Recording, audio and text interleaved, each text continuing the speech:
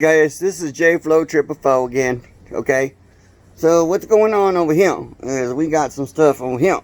Okay, and the stuff on him is broke.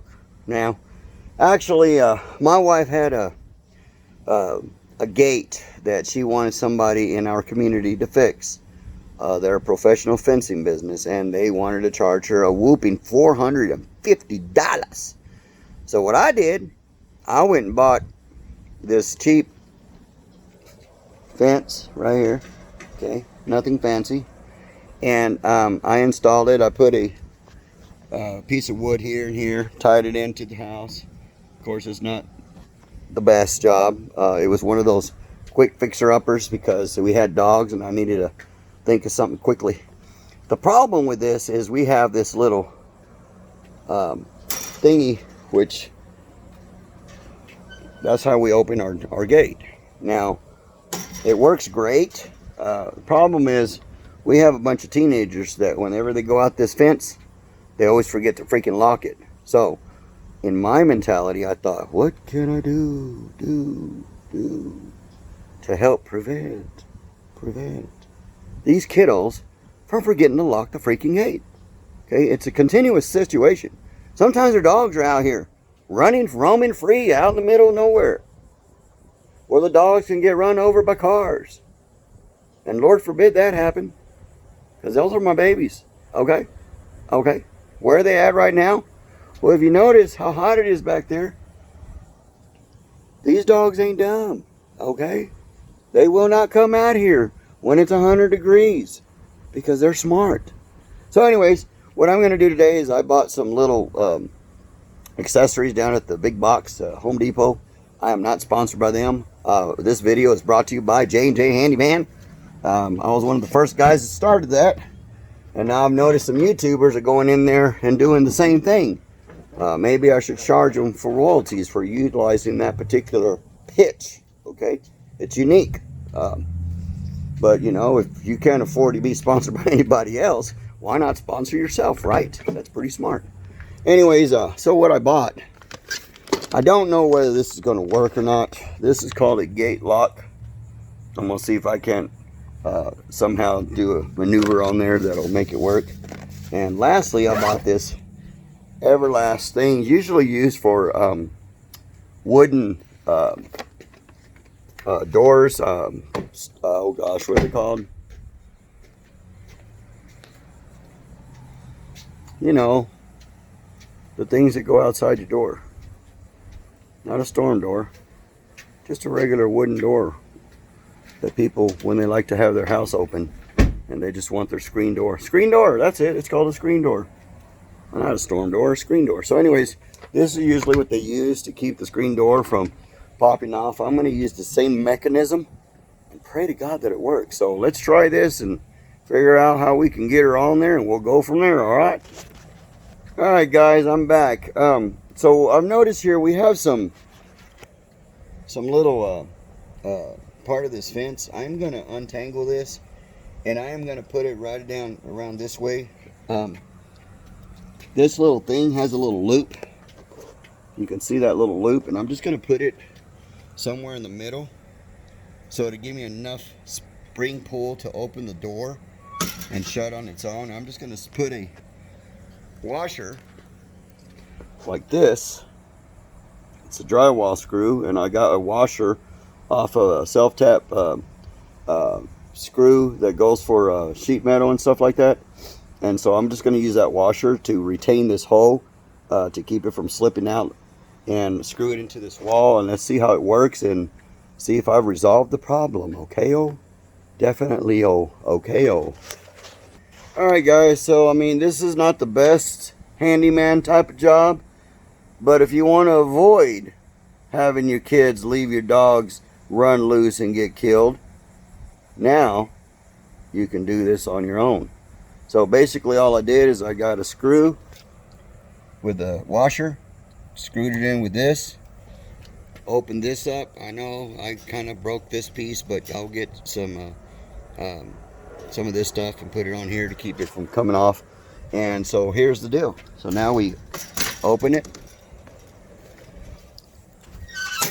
Boom. No more doggy escapes. So now I got to put a latch to keep them from, because the dogs aren't dumb. They will open it just enough, like this, to squeeze through. But see, now I ain't got to worry about the door not being shut, okay? Because this is what it does now.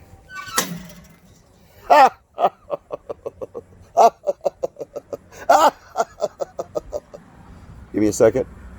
Alright guys, so I went to the Home Depot and I purchased this lock mechanism. It's called the gate latch. It is made by LOKKLATCH. And because I have such an awkward situation here, we have probably 4.5, 5-inch circular metal poles right here. So the problem with this is trying to get a latch. You know, they have the little latches that have the big old round deal that you can clip, but they only make them certain. I'm sure you can buy them, but I was trying to figure out something quick and simple. So what I did is I lined up. Let me show you how this is going to work. So what I'm doing here is I'm going to improvise.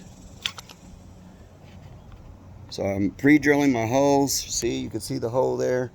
I'm going to pre-drill my hole so that whenever I put my self-tap screws in there, it'll hold it in place and whatnot, and it'll go in easier. Now, if you notice on this latch part right here, this right here is a problem. So I'm probably going to cut that off and just use the ones on the front, which are right there. These holes right here in the front. Then you got these ones on the side. The problem with that, I mean, I think it'll still work. We'll just try it and see how it goes and see if it works. Let's try this real quick. All right, safety first. Please put on your glasses before attempting this. Okay, so anyways, I've pre-drilled my holes. You can see there's one here and one up here. And these right here are your self-tap screws. You'll be able to identify them because they have like a little wing there. So that'll help it drill out the holes. And anyways, I'm going to go ahead and put this latch on and put the other part to the gate and see how that works. Okay, some of the things we ran into on this project. One is when I put this bracket on, because this thing is hard as a rock, these washers here that they're used for sheet metal, for roofs or whatever, don't use these. These things will break so quickly. So I had to actually pre-drill them first, which I did. And if you notice right here, it broke. So don't use that. So I just went down a little bit. You know, it's my personal home. If my wife complains about that little thing, I'll cut it off. So the second thing I ran into is whenever this thing went to close, there wasn't enough slack on this. So I used these washers, set them behind this latch mechanism, and I brought it out about 1/4 inch, and now it works perfect. So check it out, guys. Now it locks. Dogs can't get out of it. Human beings can't get through it because it does have a lock. So I am going to show this to my wife and hope I win some brownie points.